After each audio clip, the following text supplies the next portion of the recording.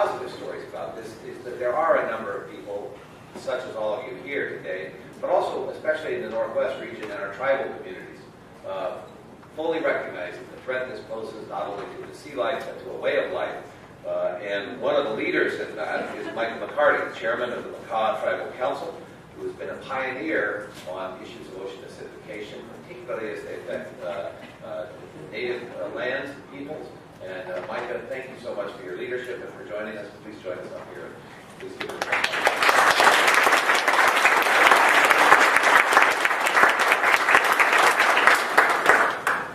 Thank you, Brian. And thanks everyone here for paying attention and being here. It's a distinguished honor to have worked alongside on some issues with, I think, one of the most important men on our planet, Norm Dix. And I say that where my mom comes from. Yeah. So, the reason why I say that is not only is Norm in a position in one of the most powerful governments on the planet, but his heart's in the right place, and he knows and he cares about the environment. So he's even more important to us than most people around the country and the world would understand and appreciate.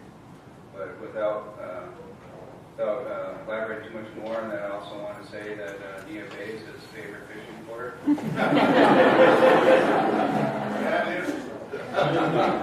And Nia Bay is a place where my father came from. Nia Bay is a place where one of the only places in the world you can get these kind of olive shells. One of the only places left on the planet, or one of the only places where this really naturally occurs. And to put another human element into this, the shellfish growers are seeing a lifestyle at risk. People that still depend on the natural world, their lifestyle and their identities at risk. I think you can preserve your identity in ways that we've had to adapt over all the pressures that our people have suffered from people that really understand and really didn't know or care. But what I think we have to offer is an added value to the consciousness of an effort of people to come together and really do something about this. And I say this in another global sense of things, that there's a symbiotic relationship between cultural and biological diversity.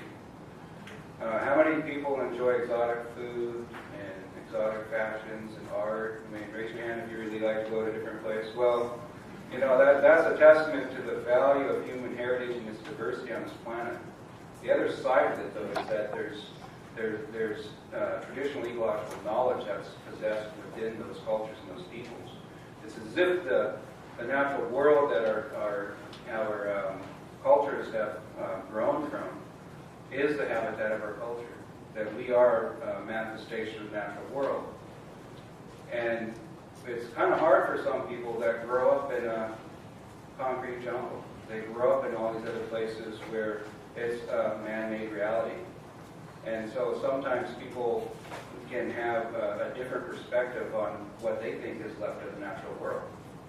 Well, there's still a lot of people who live in much more in harmony with the natural world than a lot of people would come to understand.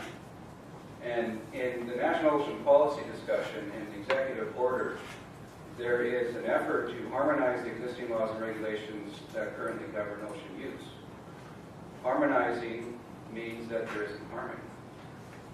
And as we have all these different perspectives and the diversity of knowledge and schools of thought, I found it hard growing up in Olympia, Washington, as a Native American half-breed, with my dad being a full-blooded Makah from one of the oldest civilizations still alive on Earth, and the mother who came from Portland, Maine, Tories, to the American Revolution. And in today's irony of some of these things, well, if you think about the original Tea Party, they were the original Indian imposters. You had a bunch of rich colonists that didn't want to pay a luxury tax to the king. And so what did they do? Some of them went and consulted the Iroquois Confederacy on Argos Confederation. The Iroquois Confederacy told them that all things were created equal. They wrote down all men are created equal. And I'm not going to go on all of those, but what they really meant was all white men that owned land were created equal and only they could vote.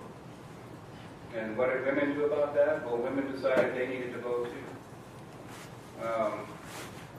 What did Harriet Tubman do when she was running up the Underground Railroad back up to by where my mom grew up? Well, she was in a position where she thought she was caught.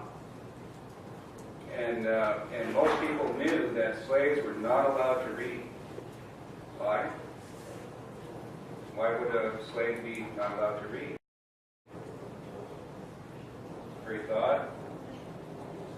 Figure out how to escape, whatever. Well, she picked up a book, and it might have been upside down, but she was pretending to read because she knew she was being looked at. So then when I think about all the way back over where my dad grew up, his parents went to boarding schools. His great-grandfather witnessed genocide of his people. And then not only the survivors of the Holocaust, they lived to witness the wholesale kidnapping of their people, their kids. Lots of atrocities, a lot of other things. But what I think is a parallel to what Harriet Tubman went through is that those boarding schools, they taught our people to be blacksmiths, seamstress, all these other things that would keep us where they wanted to keep us. Not attorneys, not doctors, not biologists, not all these other things that we're hiring people today now for. And so, when we come back to the National Ocean Policy and the National Ocean Council and the harmonization and all these diverging perspectives, a lot of the tribes that have really held on to their past, held on to their identity, have held on to lessons learned through generations and have a lot of value to bring to the table for solutions.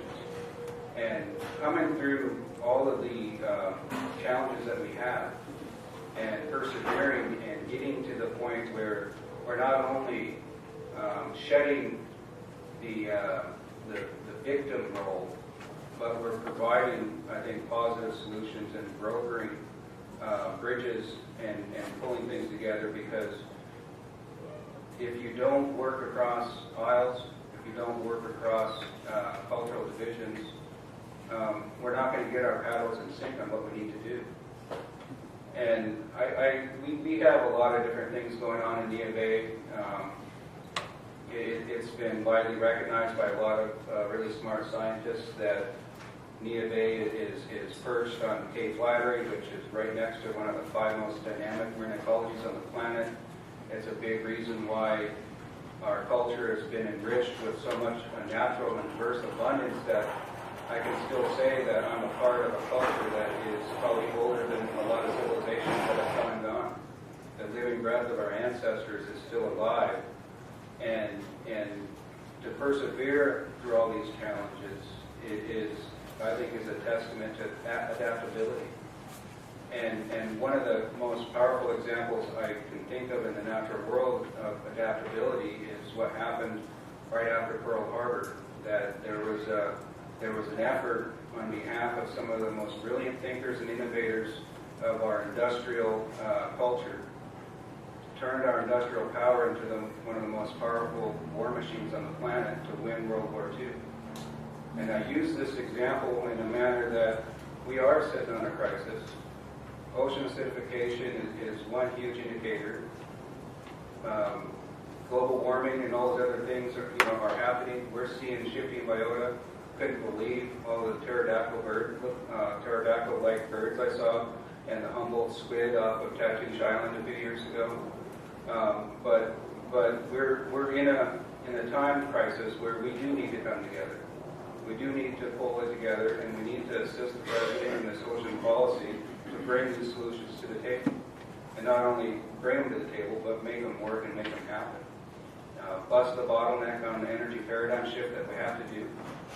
And if there's an evil axis in this World War II scenario in big oil, how do we make them winners too? And that's, I think, is going to be the challenge. Because in all the other areas I've seen, is when you take a real hostile and confrontational approach, you harden resistance, and you don't achieve your goals. So it's trying to find common ground. And that's what we have to do to save our planet and our ocean. Thank you.